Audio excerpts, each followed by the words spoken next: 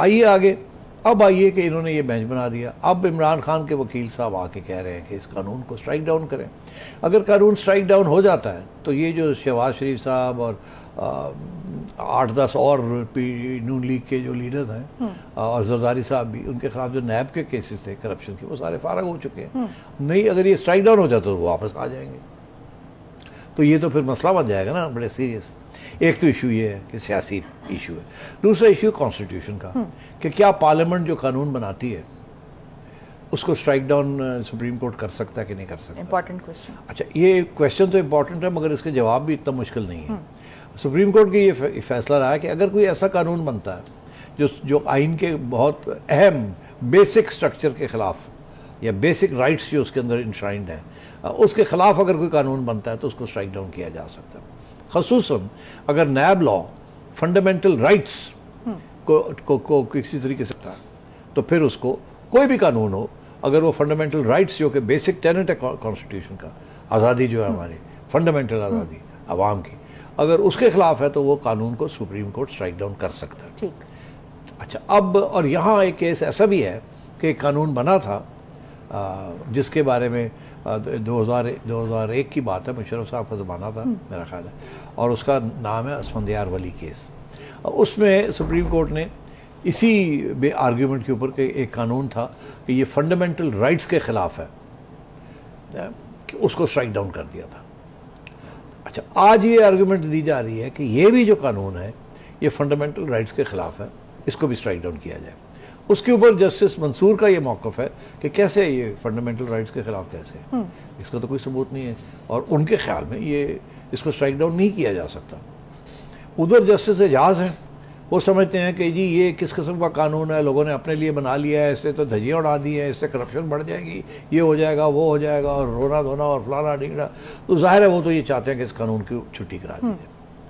और बीच में बैठे हैं जस्टिस उमर अता बंदयाल, वो कभी एक बात कहते हैं जिससे ऐसे लगता है कि वो पार्लियामेंट की सॉवरेनिटी को मानते हैं कि पार्लियामेंट जो चीज़ करती है उसको अदालतें नहीं चैलेंज करना चाहिए, और फिर कभी कभी ऐसे सवाल भी कर लेते हैं जिसके साथ और भी कन्फ्यूजन हो जाती है कि यार शायद आज से जस्टिस एजाज वल चले गए ने, आज जस्टिस मंसूर वल चले गए ने, और दरमियान में वो खेल रहे हैं।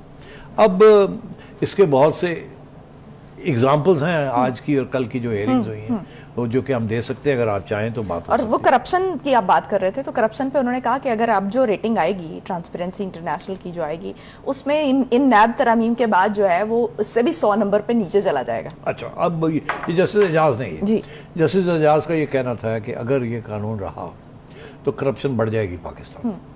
यही वो इमरान खान का भी यही मौक़िफ़ है कि इन्होंने जो करप्शन जो है अब तो बहुत बढ़ेगी बिकॉज इन्होंने अपने आप को माफ़ करा लिया। अच्छा, अब दिलचस्प बात क्या है? दिलचस्प बात यह है कि ट्रांसपेरेंसी इंटरनेशनल के जो स्टेटिस्टिक्स हैं वो ये दिखाते हैं कि 2016 में 2014 में करप्शन पाकिस्तान में 140 नंबर पे थी पाकिस्तान का रैंकिंग। जितनी आप ज़्यादा होगी उतनी ज़्यादा करप्शन है। तो 2014 में 126 थी, 126 थी। उसके बाद 2016 में 116 हो गई, फिर उसके बाद 2018 में 117, 2020 में 124 और 2021 में 140। इससे ये जाहिर होता है कि पीपल्स पार्टी की हुकूमत के दौरान करप्शन इंडेक्स काफ़ी हाई था। नवाज शरीफ की हुकूमत के दौरान वो 5 साल करप्शन इंडेक्स गिर गया, मतलब करप्शन कम हो गई सिग्निफिकेंटली, यानी 2012 में 139 पे थी। जी हाँ, तो अब 100 खान साहब के ज़माने में 140 पे फिर पहुंच गई। अब सूरत हाल ये है कि एक तरफ तो ये कि जब अकाउंटेबिलिटी के कानून की और खान साहब लगा रहे थे, लोगों को जेलों में डाल रहे थे, तो करप्शन इंडेक्स बढ़ रहा था इसका मतलब। और जब ऐसी चीज़ नहीं थी और जिस हुकूमत के ऊपर इल्ज़ाम लगता है कि बड़ी करप्ट थे नून लीग वाले, उनके दौर में ट्रांसपेरेंसी इंटरनेशनल कहती है सबसे कम करप्शन थी पाकिस्तान के अंदर। अब ये हकीकत है, ये फैक्ट्स हैं, ये आपने और मैंने नहीं घड़े, ये ट्रांसपेरेंसी इंटरनेशनल के फैक्ट्स हैं। अच्छा, अब अगर ऐसी सूरत हाल है तो ये जज साहब को भी बताना चाहिए कि जज साहब जो हकायक है, ये हकीकत है, वो तो ये दिखा रही है कि पीपीपी के ज़माने में करप्शन जो थी वो 139 पे पहुंची हुई थी, और नवाज शरीफ के ज़माने में वो 117, और इमरान खान के ज़माने में 140। तो आप ये तो उल्टा हो रहा है। तो इसका मतलब ये है कि नैब के कानून का कोई तल्लुक करप्शन के साथ नहीं है। जब नैब धंधना रही थी तो करप्शन सबसे ज़्यादा हो रही थी पाकिस्तान में अंडर इमरान खान। और जब नैब सो कॉल्ड इंडिपेंडेंट काम कर रही थी नवाज शरीफ के ज़माने में, तो उस वक्त कोई ख़ास करप्शन एटलीस्ट कम हो गई थी करप्शन।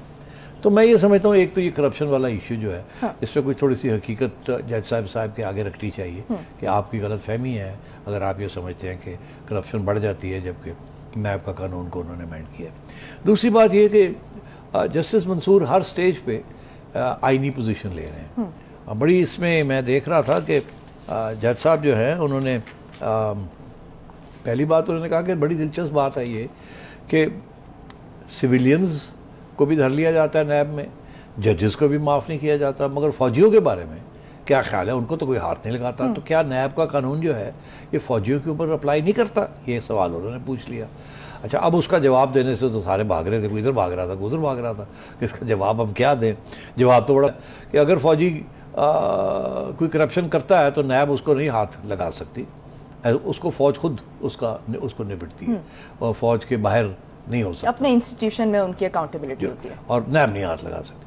अलबत्ता अगर कोई फ़ौजी जो है वो किसी सिविलियन अदारे में है, उसका हेड है या वहाँ कोई करप्शन हुई है तो नैब पूछ सकती है। मगर हकीकत ये है कि आज तक नैब ने किसी फ़ौजी को, सर्विंग फ़ौजी को हाथ नहीं लगाया।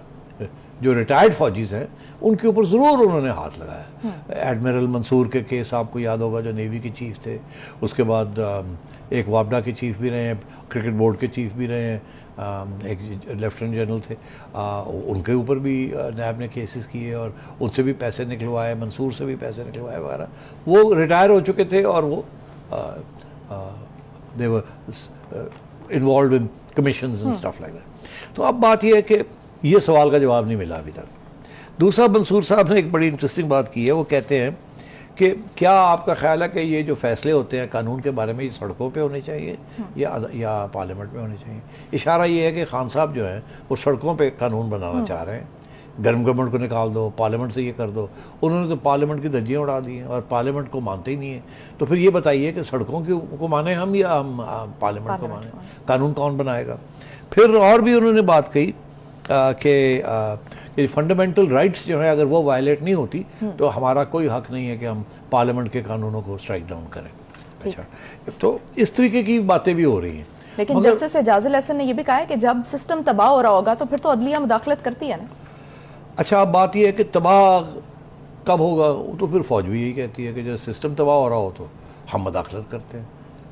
तो बात यह है कि मुदाखलत जो है आइन के आउटसाइड आइन पर तबाह हो रहा हो या ना हो रहा हो आप नहीं कर सकते। आइन बड़ी क्लियर है, ना जज कोई कर सकता है ना जर्नैल को कर सकता है। Parliament is supreme. तो ये पार्लियामेंट के फैसले हैं, ये आपके फैसले नहीं हैं। तो और आप कौन होते हैं फैसला करने वाले कि मुल्क तबाह हो रहा है? ये तो सियासी जमातें हैं, एक पूरा सिस्टम बना हुआ है, वो फैसला करेगी। एक बंदा बैठ के एक चेंबर में कैसे फैसला कर सकता है कि जी पार्लियामेंट तबाह हो रही है? और आजकल तो वैसे ही बड़ी दिलचस्प बात यह है कि सुप्रीम कोर्ट तो काफ़ी अरसे से 12 जजेस के साथ काम कर रहा था, पूरा तो कोर्ट भी नहीं था। तो मतलब इस किस्म के इश्यूज भी। YouTube पर गूगली न्यूज देखने के लिए youtube.com की सर्च बार में गूगली न्यूज टीवी टाइप करें। गूगली न्यूज के पेज पर सुर्ख रंग के सब्सक्रिप्शन वाले बटन पर क्लिक करना ना भूलिए। YouTube पेज पर अपलोड होने वाली वीडियोस से बाखबर रहने के लिए बेल आइकन पर क्लिक कीजिए। आपको हर नई वीडियो के बारे में नोटिफिकेशन मौसूल हो जाएगा।